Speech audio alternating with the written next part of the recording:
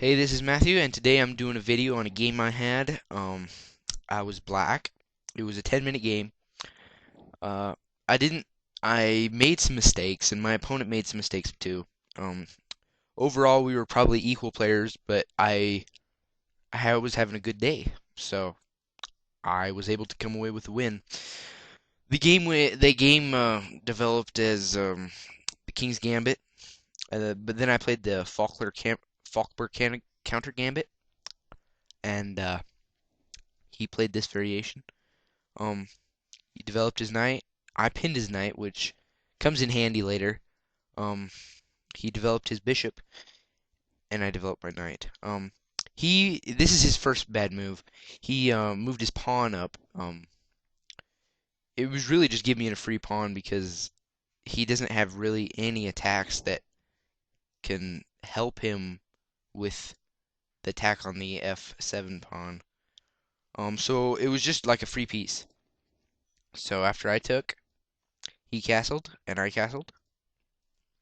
He developed he pushed a pawn towards the center. Um, and I centralized one of my rooks on an open file, and that's always a good idea when you're playing against the amateur, even against a grandmaster. But his next move was a questionable move. He moved his queen to d3. What this did is it allowed him to move his knight now. It attacks this pawn potentially for a knight movement to g5. Um, but it is questionable because it is not developing a minor piece. Um, it's questionable, but it's not a bad move. Like, it's not endangering anything. And so I didn't see any real threat, so I just developed another knight.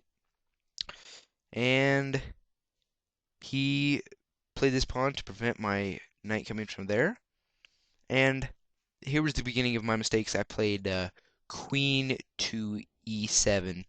And this is a mistake because then he can play rook to e1, and I would have to move my queen, losing tempo. But he didn't, which was another mistake of his. And he developed a knight. And then I centralized another one of my rooks, um, preparing for a move like bishop to c5, which would be a very good move. But from his next move, I thought of another plan. Um, he moved his knight to g5, and what he's doing is he's attacking this square, and he's attacking this square from the bishop and the knight and the rook, I mean, and he's really putting pressure on this pawn. So I found a move that was probably one of my best moves um, of the game.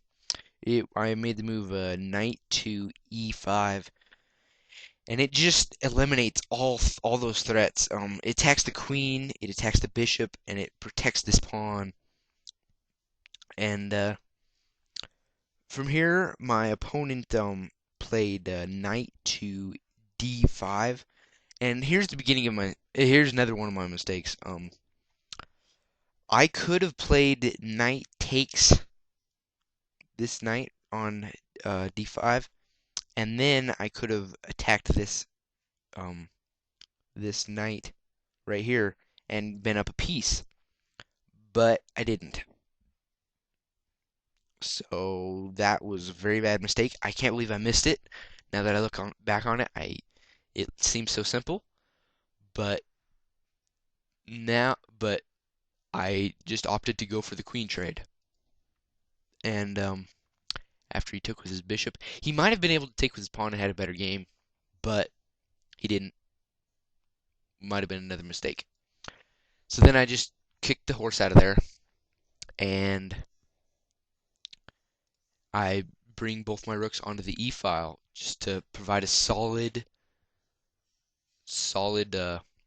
control over the e file. And now I'm starting to think he can't do much with his bishop, and he can't do much with the horse. He can't do much with this rook. So I'm in a much better position. Um, he tries to develop his bishop to one along these diagonals right here. So I just counter that by a pawn to c5. He so now he can't move his bishop to right there. So he just opts to protect it with his pawn. Um, I move my knight, attacking his bishop. I don't think he really wanted to lose his bishop pair. Um, so he moved it back. And from this move,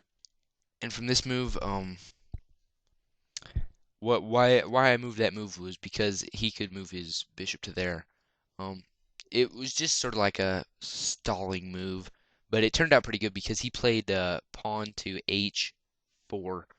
Um, and it's re the move is questionable because it could eventually lead up to me bringing a rook to the h file and just bearing down on the king side.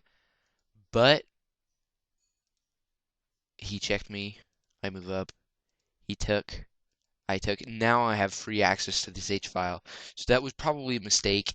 Not a very good move. Another one of his mistakes, and whoever makes the least mistakes in chess wins. So he moved his knight to attack my bishop. I moved it back, which is maybe another mistake from me. Just a minor one because now it takes me one more move to get this H file clear for my rook. Another move might have been f5, but that's not what happened. He moved his bishop, wanting to relieve some of the pressure.